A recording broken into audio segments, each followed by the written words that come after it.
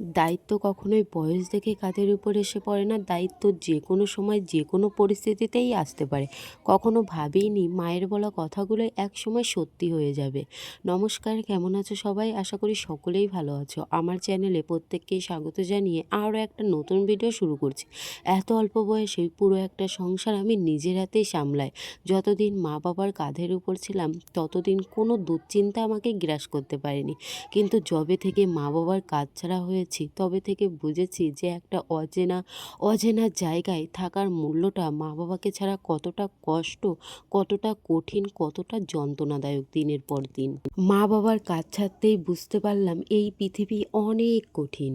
বিশ্বাস করো, এখন এমন এমন দিনও বয়ে যায় রাতে দুটি চোখের পাতা এক করতে পারি না। দুশ্চিন্তা আমাকে একেবারেই গ্রাস করে খায়। নানান চিন্তা কারণে মাথা যন্ত্রণাও অনুভব করি তীব্র। তবুও কারোর কাছে নিজের বেদনা বা কষ্টের কথাগুলো কাউকেও শেয়ার করতে পারি না।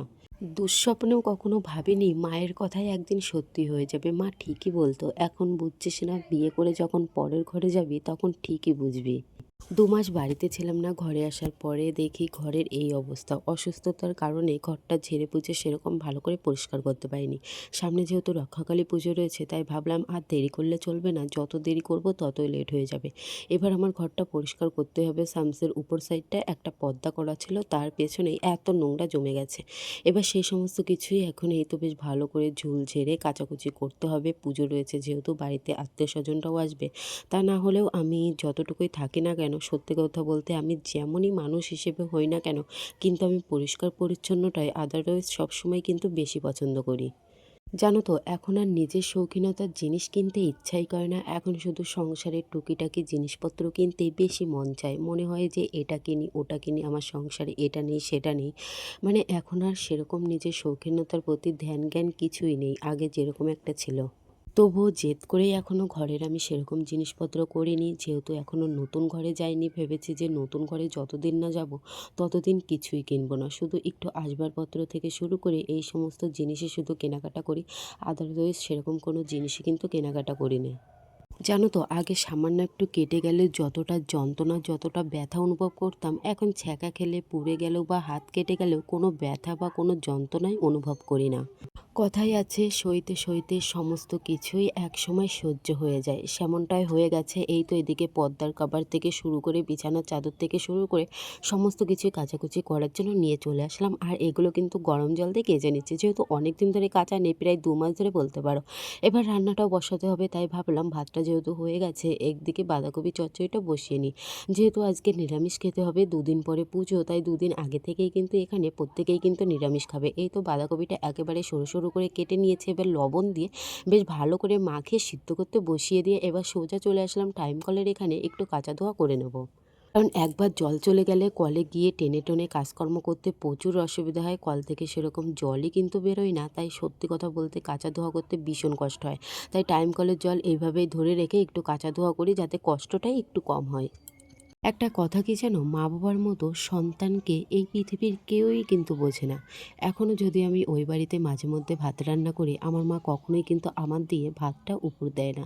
একটা কথাই বলে যে, বাবা তুই হাতে ছ্যাঁকা খাবি বা গরম ফ্যান তোর হাতের উপরে পড়ে যাবে। কিন্তু মা, তুমি তো এটা বোঝো না যে এই বাড়িতে কিন্তু আমাকে ভাত রান্না করেই খেতে হয়। তুমি নাই ২ মাসটা ওখানে খেয়াল করলে, কিন্তু এখানে যে আমাকে বছরের পর বছর থাকতে হয় সেই সমস্ত জিনিস তো আর তুমি খেয়াল করো না। তো যাই হোক, পরিস্থিতির সঙ্গে সঙ্গে মানুষ সমস্ত কিছুই মানিয়ে নেয়। আমিও সমস্ত কিছু মানিয়ে নিয়েছি, যতটুকু আমার জীবনে পেয়েছি না কেন, এতটুকুই ভগবানের কাছে অসংখ্য অসংখ্য ধন্যবাদ। কারণ আমি যতটুকু পেয়েছি, আমার থেকেও হয়তো অনেক মানুষরা রয়েছে তার 1% কিন্তু পায়নি, তারা এই সমস্ত জিনিস নিয়েই আফসোস করে। পুজো আসলেই কেন জানি না কাজের চাপটা একটু বেশি হয়ে যায়। যতই ভাবি যে আগে থেকে সমস্ত কিছু করে রেডি করে গুছিয়ে রাখবো, কিন্তু দিন শেষে দেখা যায় পুজোর আগের দিন অবধিও কিন্তু কাজকর্ম সমস্ত কিছু লেগেই থাকে। আমাদের ওইদিকে আমি দেখেছি যে দুর্গাপুজোর আগে যেমন প্রত্যেকটা বাড়িতে লোককুটুম্ব আসে, সেরকমই কিন্তু এখানে রক্ষাকালী পুজোর সময় আমাদের এখানে প্রত্যেকটা বাড়িতেই কিন্তু আত্মীয় স্বজন আসে। এই তো এই একটা দিনের পুজোয় রাতারাতি পুজো হবে, রাতারাতি কিন্তু ঠাকুর বিসর্জন হয়।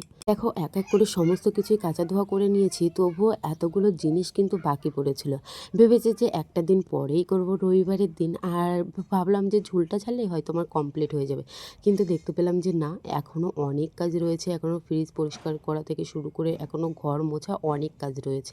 সেই সমস্ত কিছু করতে করতেই আজকে পুরো অনেকটা লেট কিন্তু হয়ে গেছে। এত কিছু যদি আমি কল টেনে কাচা ধোয়া করতে যেতাম, সত্যি কথা বলতে প্রচণ্ড কষ্ট হয়ে যেত। টাইম কলের জলটা যেহেতু ধরে রাখা হয়েছিল, তাই একটু হলেও কিন্তু রক্ষা পেয়েছি। তাই যেভাবে পারছি এই তো সেভাবেই কিন্তু কাচা ধোয়াটা করে নিলাম। এত কিছু আজকে কাচা ধোয়া করেছি, জানি না এত কিছু কোথায় মেলবো। শেষমেশ কিন্তু পাশের বাড়ির দিদিদের ছাদেই কিন্তু দিয়ে আসতে হবে, কারণ বাড়িতে মোটেও কিন্তু জায়গা নেই। কারণ চারপাশের দড়িতে শুধু জামা প্যান্ট আর জামা প্যান্ট, যেদিকে তাকাবো সেদিকেই। এই কটা দিন পার না হলে কাচাকুচির পালা শেষই কিন্তু হবে না। এই আজকে আর কালকের দিনটাই রয়েছে, তারপরেই তো যেহেতু মায়ের পুজো, তাই এই কটা দিন এরকমই চাপ থাকবে। তো কাচা ধোয়া করে সমস্ত কিছু রেডি করে গুছিয়ে নিয়ে এখন আমরা সন্ধ্যার পরে সোজা বেরিয়ে পড়লাম মায়ের থানে জল দেওয়ার জন্য। তো সবার ফার্স্টে দোকান থেকে ধূপ বাতাসা থেকে শুরু করে মোমবাতি কিনে নিয়েছি। অনেকেই 3 দিন থেকেই দেয়, আর আমরা 2 দিন থেকে দিচ্ছি, যেহেতু একটা দিন আসতে পারিনি। আর ওইদিকেই হচ্ছে মা মনসার থান, ওখানেই কিন্তু প্রত্যেকেই পুজো দিচ্ছিল। তো এখান থেকে এই তো ঘটিতে করে আমরা জল নিয়ে নিলাম, আর যে সমস্ত কিছু কেনাকাটার প্রয়োজন সমস্ত কিছুই কিনে নিয়েছি। 3 দিন আগে থেকে মায়ের থানে কিন্তু জল ঢালতে হয়, আর এটাই হচ্ছে আমাদের জাগ্রত সেই মা রক্ষাকালীর থান। এই মায়ের থানে যে যা চায় ভক্তিস্বরূপ, মা কিন্তু কখনোই তাকে খালি হাতে ফেরত পাঠায় না।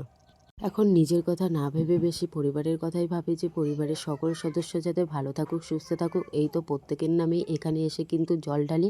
শুধু আমরাই কিন্তু আসি না, এখানে নানান জায়গা থেকে নানান লোকজনরাই কিন্তু আসে এই মায়ের থানে পুজো দেওয়ার জন্য। আমি আর একটা পাশের বাড়ির দিদি চলে এসেছিলাম। অনেকেই ওই তো তোমাদেরকে বললাম যে 3 দিন আগে থেকেই কিন্তু জল দেয়, মানে যারা যেরকমভাবে পারে তারা কিন্তু সেরকমভাবেই দেয়। তাই এই তো এখানে আমাদের জল দেওয়া কমপ্লিট হয়ে গেছে, এখন পাশের থানে চলে আসলাম। আর এদিকে দেখো পুজো দিচ্ছে, আর মিঠাই এত ছোট হয়েও এত সুন্দর যে শাঁখ বাজায়, পুরো কিন্তু বড় মানুষের মতো। তো এই থানেও আমাদের পুজো দেওয়া কমপ্লিট হয়ে গেছে। এখানে মোস্ট কিন্তু 5টা থান রয়েছে, 5টা থানেই কিন্তু জল, তারপরে এরকম মোমবাতি ধূপকাঠি কিন্তু ধরাতে হয়। এবার কিন্তু সোজা চলে আসলাম মা মনসার থানে। আর এখানে জঙ্গল হওয়া সত্ত্বেও কিন্তু চারপাশে পুরো লাইটের ব্যবস্থা করা রয়েছে, যাতে কারোর কোনো রকম অসুবিধা না হয়। মেয়েদের জীবনটাই এমন, সহ্য করতে করতে প্রত্যেকটা মেয়েই কিন্তু সহ্য ক্ষমতাটা তার মধ্যে অর্জন করে থাকে। তো যাই হোক, আজকের ভিডিওটি আমি এখানেই শেষ করলাম। আজকের ভিডিওর যদি কোনো অংশ তোমাদের ভালো লেগে থাকে তাহলে অবশ্যই আমার চ্যানেলটিকে সাবস্ক্রাইব করে দিও। আর যদি ফেসবুক পেজ থেকে দেখো তাহলে পেজটি অবশ্যই কিন্তু ফলো করে দিও। আবারও চলে আসবে তোমাদের মাঝে নতুন ভিডিও নিয়ে, ততক্ষণ ভালো